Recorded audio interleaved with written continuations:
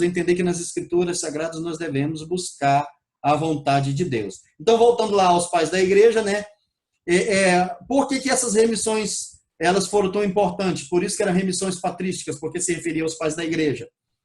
Pois se nós tomássemos ela isoladamente como parâmetro da canonicidade do Novo Testamento, elas bastariam para que fossem todo preservado.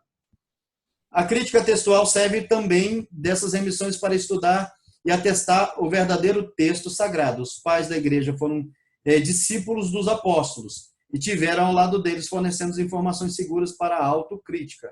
Então, mais para frente, nós vamos estudar a baixa crítica e a autocrítica, e nós vamos poder entender por que uma é importante e a outra também é importante. E essas duas, tanto a baixa como a autocrítica, elas são importantes de pontos diferentes, mas elas são importantes para o entendimento das escrituras sagradas. Até para que possamos analisar melhor as escrituras, como é feita a análise do texto, como é feita a análise desse texto, para saber se esse texto é verdadeiro ou não é verdadeiro. Então, quando foram traduzir as escrituras sagradas, quando ela é traduzida para uma língua, por exemplo, para a nossa língua portuguesa, nós não é simplesmente chegar lá e escrever de qualquer jeito, não. Tem alguém que vai ler, que entende das duas línguas, ele vai interpretar. Depois tem alguém que vai verificar se faz sentido aquilo que foi traduzido. E assim, antes levava-se aproximadamente 10, 15 até 20 anos para fazer uma tradução. Hoje, com a tecnologia, isso tem sido mais rápido. Por quê? E aí, por esse motivo, tem surgido muitas versões. E alguém pode dizer, mas as versões não são importantes. São importantes, sim, as versões. Porque as versões são pessoas interpretando, eles vão lendo e vão traduzindo as escrituras e vai trazendo mais luz ao texto bíblico. Então, elas são importantes. Logicamente, o que nós usamos é a Revista e Corrigida, é uma tradução bem tradicional da Palavra de Deus, que é a mais utilizada, mas aí tem a Revista e Atualizada, tem hoje a Bíblia na linguagem de hoje. Então, tem várias traduções e elas ajudam bastante, principalmente quem está começando na fé, a poder entender as Escrituras. Isso ajuda muito e muito mesmo.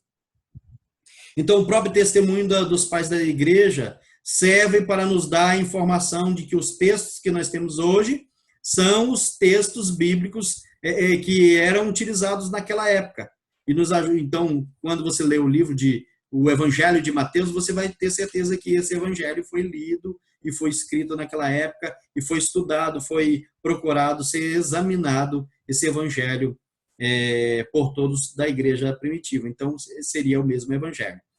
Aí eu volto àquela questão das cavernas de Qumran, quando os pastores de ovelhas caíram numa das cavernas e eles foram observar que haviam vasos dentro das cavernas. E quando puxaram, abriram os vasos, foram tirando o que tinha dentro, descobriram, por exemplo, rolos do livro de Isaías. E foram pegar esses rolos logicamente já estavam bastante deteriorados, mas eles foram montando igual um quebra-cabeça, e eles foram ver que os rolos que foram escritos na época, o texto bate exatamente com o texto escrito hoje.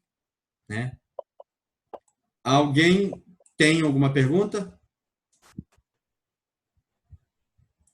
Todos estão me ouvindo? Pessoal, estão aí? Sim. Quem está falando? Eu estou ouvindo. Jéssica, Lucimar, Arquimedes. Estou aqui, Jéssica. Muito bem. Arquimedes também.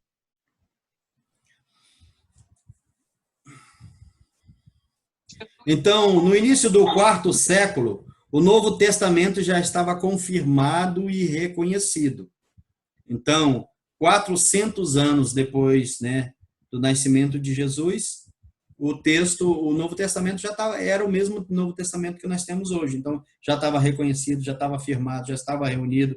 Então, eles sabiam que esse Novo Testamento, quarto século, depois de Cristo, o Novo Testamento já estava todo finalizado. E hoje não se aceita mais novos evangelhos, novos escritos, novas cartas. Por quê? Em primeiro lugar, ficou apenas para a era apostólica. Por isso que os apóstolos daquela época eles eram chamados de apóstolos, porque eles começaram como discípulos de Jesus e o apóstolo é o enviado. E hoje por isso que nós temos o missionário e não o apóstolo, porque a era apostólica ficou para a época de Cristo, porque o próprio Senhor Jesus ele escolheu os discípulos que se tornaram os apóstolos enviados para levar a mensagem do Senhor Jesus, que nem ele falou, a todos os cantos da terra. Então, ele escolheu a eles e era a era apostólica. E os apóstolos, os pais da igreja, ouviram os apóstolos, aprenderam com eles, receberam as cartas deles, os ensinamentos, e no quarto século já estava finalizado todo este conhecimento, né, todo do Novo Testamento. Então, hoje nós não aceitamos mais que se surja um outro evangelho, uma outra carta que diga, é do Senhor Jesus que ele enviou, e aí você vai analisar a doutrina, você vai ver que não vai bater nada, porque o próprio Senhor Jesus já encerrou a era da escrita das Escrituras Sagradas. Porque tudo que está hoje nas Escrituras Sagradas, ele serve para todas as eras, então não há necessidade de adicionar mais nada, porque o Senhor Jesus, ele já encerrou. Agora, se você me perguntar, existe mais texto que tenha sido perdido? Sim, pode haver outras cartas que tenham sido perdidas, mas dificilmente se achará ela. Estou falando dificilmente. Por quê? Porque já se procurou tanto e não achou. Tem se achado cópias, né? Que nem no século passado, meio do século, se achou as da caverna.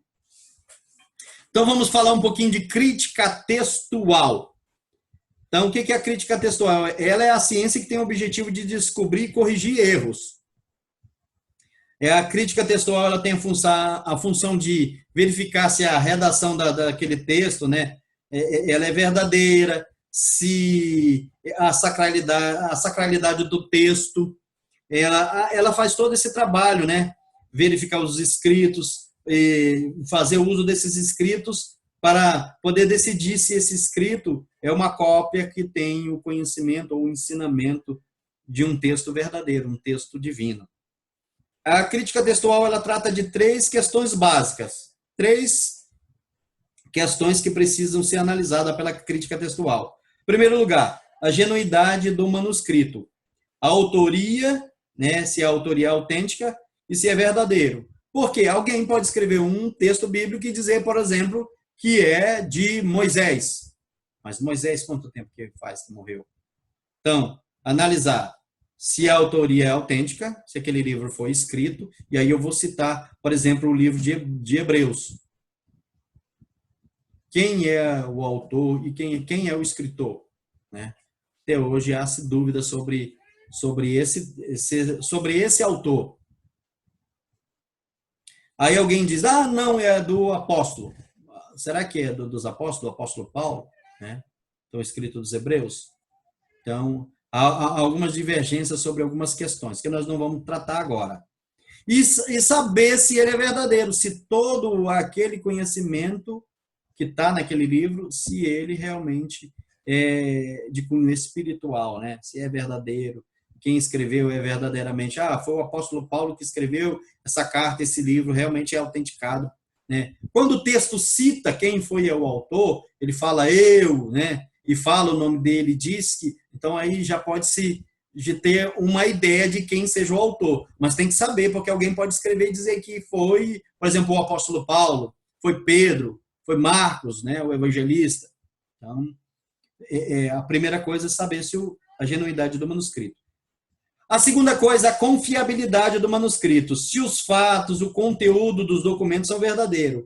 Há alguma integridade? Então, a crítica textual ela faz isso. A terceira coisa, né, o terceiro item, a terceira questão, a evidência do manuscrito e as variações. Aqui se revêem os assuntos básicos de abordagem da crítica textual, tanto do Antigo como do Novo Testamento. As variantes que se referem à verificação e as possibilidades de eventuais erros cometidos devido a grande número de manuscritos produzidos.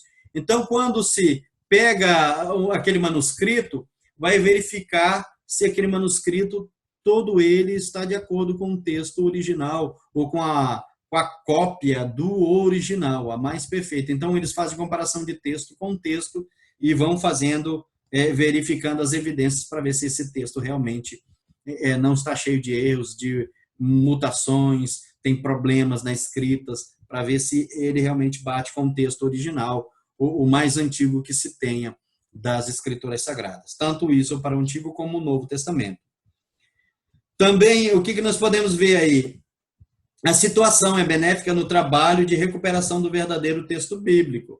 Então, quando eles acharam os textos das cavernas lá de Corã, e eles foram verificar. Em primeiro lugar, eles tiveram que ter o trabalho de fazer a montagem do texto. Depois de fazer a montagem, eles tiveram que fotografar ou copiar esses textos para que eles, ao poderem montar, eles ainda tinham que... Era como montar um quebra-cabeça e ler o que estava escrito no quebra-cabeça. Então, eles foram pegando com pinças e fazendo as montagens, porque à medida que ia abrindo, ele ia se quebrando os rolos. Então, depois que eles conseguiram montar, eles foram ler cada pedaço do texto e comparar com o texto que eles tinham para ver se aquele texto realmente era. E o que é incrível é que mais de 99% dos textos estava perfeito, estava correto, realmente trazia, era o mesmo texto. Por exemplo, se a gente pegar aqui um rolo daquele e comparar com o texto de nosso hoje, o conhecimento que está lá é o mesmo conhecimento que Deus quer trazer à nossa vida hoje, né? Não havia mutações. Isso é importante para nós termos a certeza das Escrituras Sagradas como verdadeira, né? Escrito autêntico. Então, a crítica textual, ela faz essa análise. Ela tem as duas. Para isso, a crítica textual se dividiu em duas atitudes ou dois grandes grupos de crítica textual, que é a baixa crítica e a autocrítica. A baixa crítica é a crítica textual e a autocrítica é a crítica histórica da Bíblia. Aí nós vamos analisar as duas para nós podermos entender. A baixa crítica se dedica ao trabalho de verificar na forma do texto, na antiguidade, fazia-se conferências das correções dos mesmos. Ela se volta para as questões de confiabilidade do texto, né? Se debruça sobre as formas de restauração do texto original. Foi aquilo que eu falei há pouco, quando nós citamos Isaías. A baixa crítica não se dedica ao valor do documento do texto, contudo, aplica critérios de padrões de qualidade do mesmo. Vai analisar, vai fazer a montagem, vai verificar o que está escrito no texto.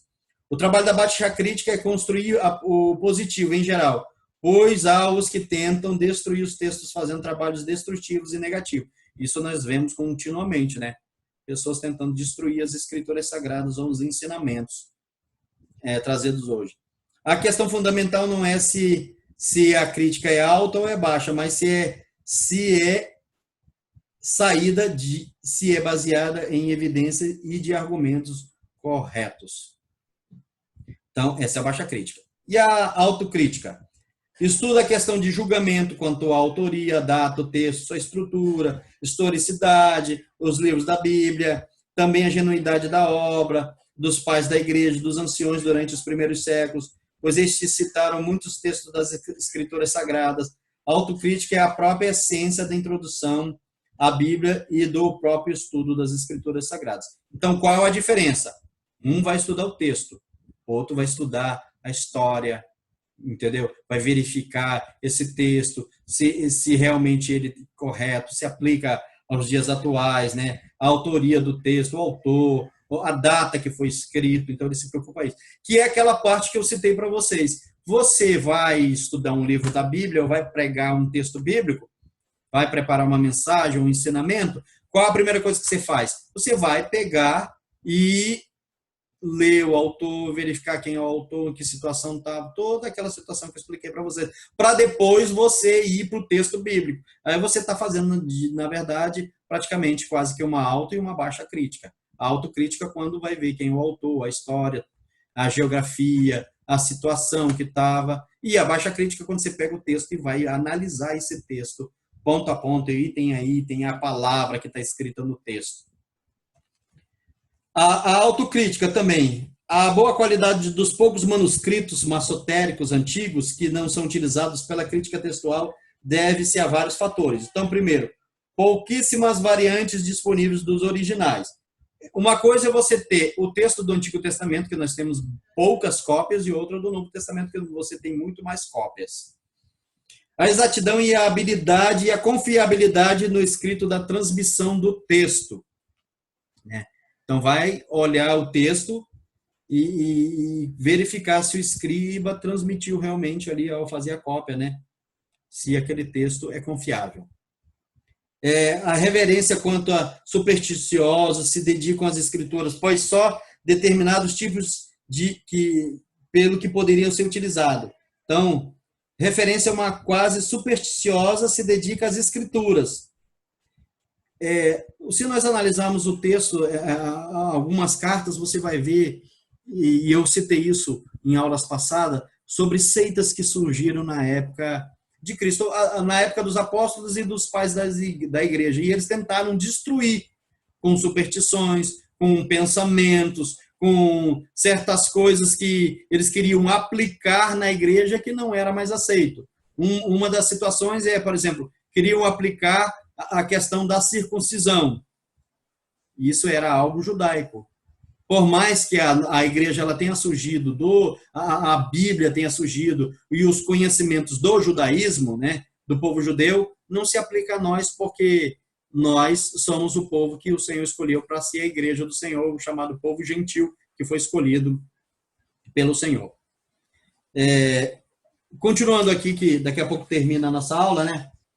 O tamanho da coluna era controlado por regras rigorosas. Então, na época que eles iam escrever, lembra que eu falei que quando eles escreviam, eles contavam até as palavras, as letras, e se o tamanho estava correto exatamente, como se você pegasse um texto e tirasse a cópia por exemplo, numa máquina de xerox, copiasse ou escaneasse. Então você tem uma cópia do original, como se fosse uma cópia exata. Então eles iam copiar, eles faziam verificavam a coluna, as linhas, contavam as palavras. E se por algum motivo eles vissem que aquele texto tinha uma divergência, o que os copistas faziam? Eles descartavam aquele texto, eles rasgavam, eles destruíam o texto para que aquele texto não fosse usado por ninguém. Então, por isso que quando nós pegamos a comparação de texto, vamos ver que eles são perfeitamente iguais, que são quase que como uma cópia. Então, eles contavam o tamanho da coluna, quantidade de palavras, as linhas, eles contavam para que o texto fosse exatamente perfeito, igual ao anterior.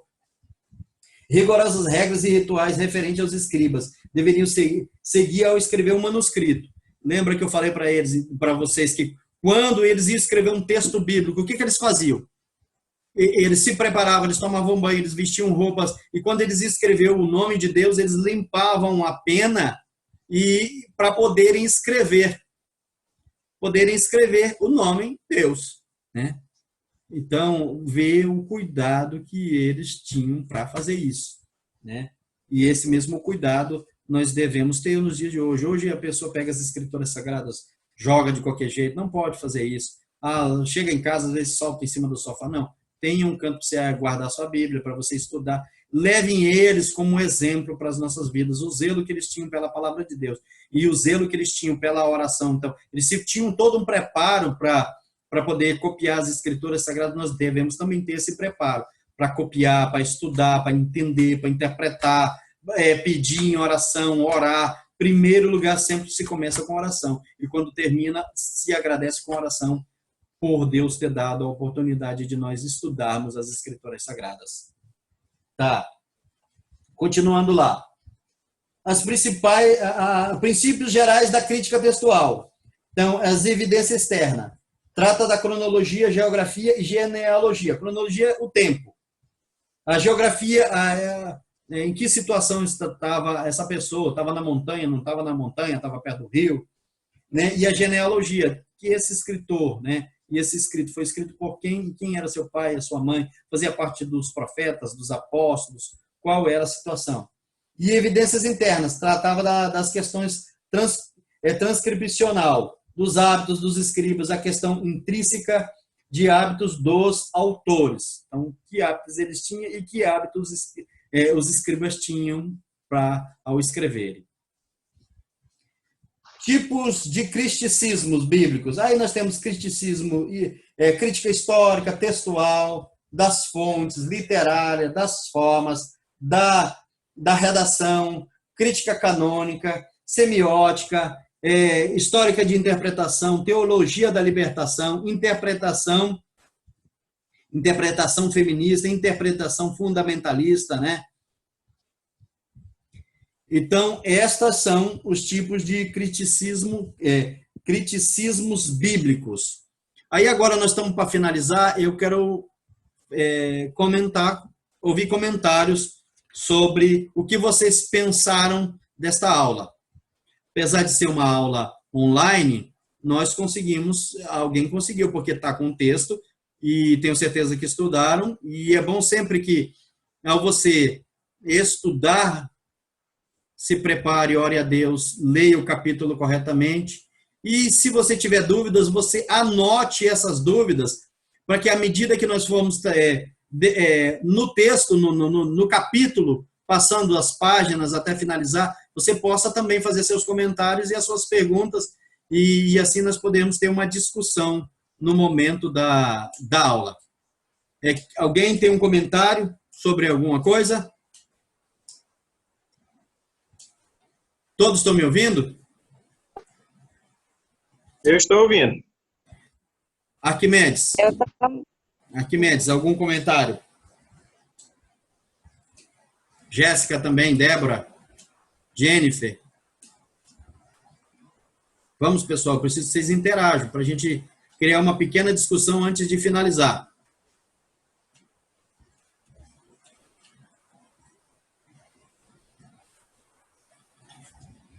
Preciso que vocês façam isso.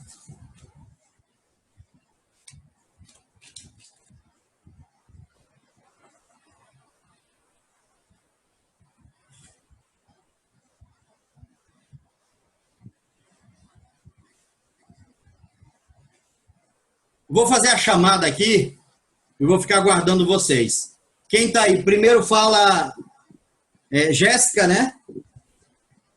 Oi. Jéssica de Souza. Isso. Quem mais? Lucimar está aí? Vou fazer a chamada e vocês vão respondendo. Aracélia.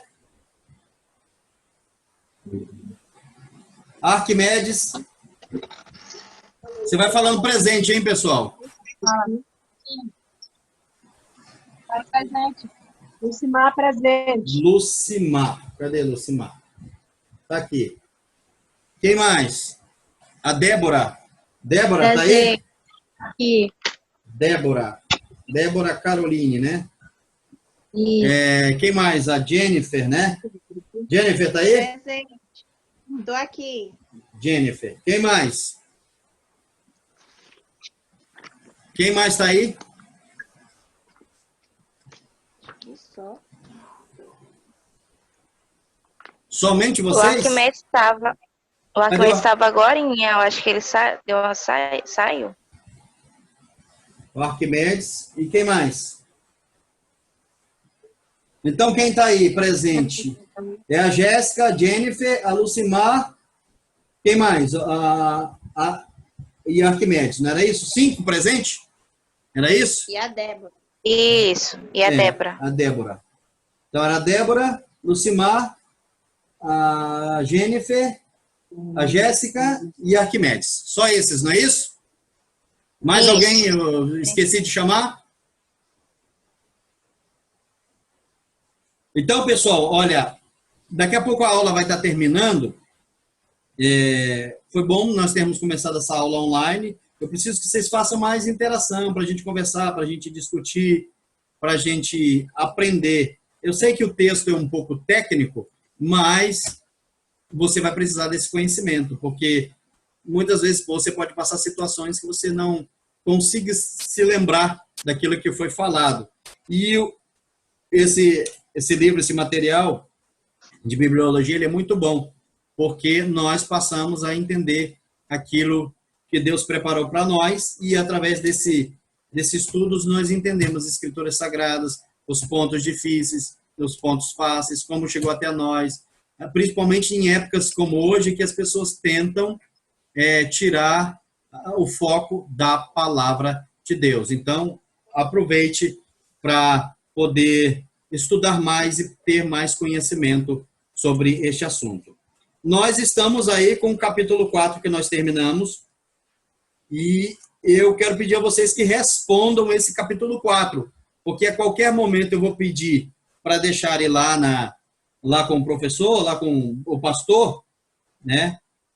Pastor José Wilson, e você vai deixar com ele lá e eu irei, ou então na secretaria da escola, e eu irei estar recolhendo esse material para fazer a devida correção. Então, já peço desde agora, preparem já os outros, que a qualquer momento eu vou pedir. Pessoal, eu quero esse material. Então, já vamos voltar com força total, estudando a palavra de Deus, que é muito bom e é muito importante. Alguém tem algum comentário, alguma coisa para comentar, perguntar? Alguma dúvida de alguma coisa? Alguém tem, pessoal? Estão me ouvindo? Olá, estão me ouvindo?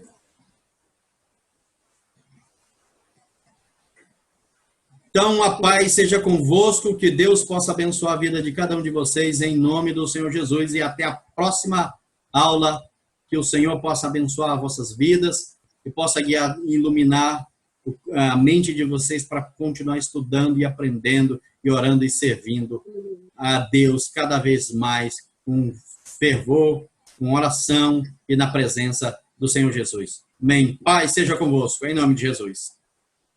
A aula está terminada.